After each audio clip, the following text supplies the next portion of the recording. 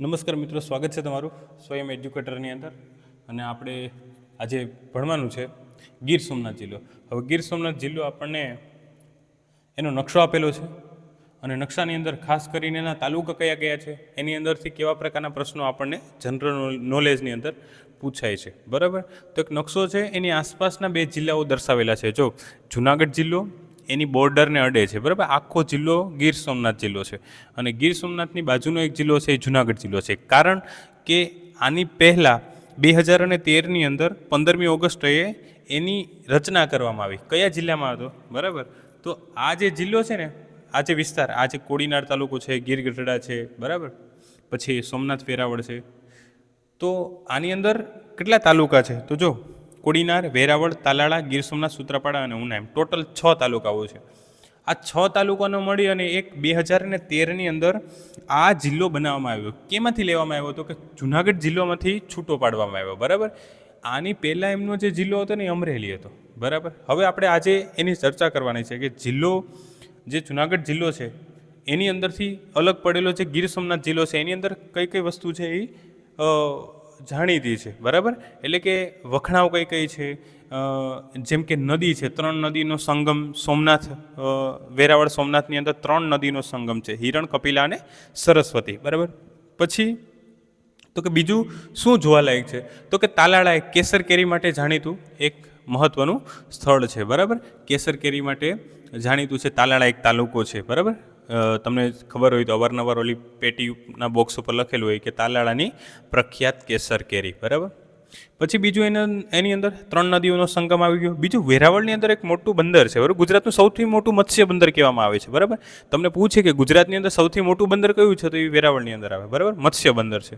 એ સિવાય બીજો એક સૂત્રાપાડા તાલુકો છે. બરાબર, પછી કોડીનાર તાલુકો છે, ત્યાં ખાંડની ફેક્ટરી, તમને ખબર છે ખાંડની ફેક્ટરી છે ત્યાં. બરાબર, પછી ગીર ગઢડા છે. બરાબર, આખું ગીર વિસ્તાર છે એટલે તો એનું નામ ગીર ગઢડા પડ્યું. બરાબર, આ બધો જે વિસ્તાર છે ને એ ગીર વિસ્તાર છે. મછુંદરી રિવર છે, ઉનામાંથી જે નીકળે ને, ઉનામાં આપણે જઈએ તુલસીશ્યામવાળા રોડ ઉપર, તો એક રિવર છે. બરાબર, એક નદી છે એ મશુંદરી રિવર છે. બરાબર, અને ત્યાં ઉના પાછું એક ત્રિવેણી કુંડ છે. બરાબર, પછી એની આગળ તમે જાઓ, બરાબર, ઉનામાં જેમ જેમ આગળ જાઓ તો એક છાંસી નદી તમને જોવા મળે અને એક માલણ નદી તમને જોવા મળે. બરાબર, એ સિવાય આ જે નીચેના ભાગનો છે એ તો દરિયો જ છે. બરાબર, વેરાવળ, પછી સૂત્રાપાડા, પછી કોડીનાર, બરાબર, ઉના, આ જે વિસ્તાર છે એ દરિયા કિનારાના કાંઠાવાળો પ્રદેશ છે. બરાબર, આ જે વિસ્તાર છે એ દરિયા કિનારાના કાંઠાવાળો પ્રદેશ છે. બરાબર, એ સિવાય એની અંદર ખાસ કરીને કઈ કઈ વસ્તુ છે આપણે બાકી રહી ગઈ છે, લઈ લઈએ.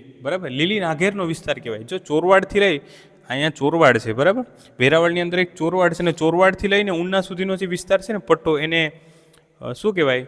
લીલી નાઘેરનો વિસ્તાર કહેવામાં આવે છે. બરાબર, અને આગળ જોઈએ 6 તાલુકાઓ છે. 15મી ઓગસ્ટ 2013માં અલગ થયું નરેન્દ્ર મોદી સાહેબના વખતમાં. બરાબર, પ્રાઇમ મિનિસ્ટર નરેન્દ્ર મોદી સાહેબના વખતમાં જુનાગઢમાંથી બનાવવામાં આવ્યો હતો આ જિલ્લો. બરાબર, કુલ સાક્ષરતા 76.88% છે, એટલે કે ભણેલા ગણેલા લોકો છે 76% છે, 76.88.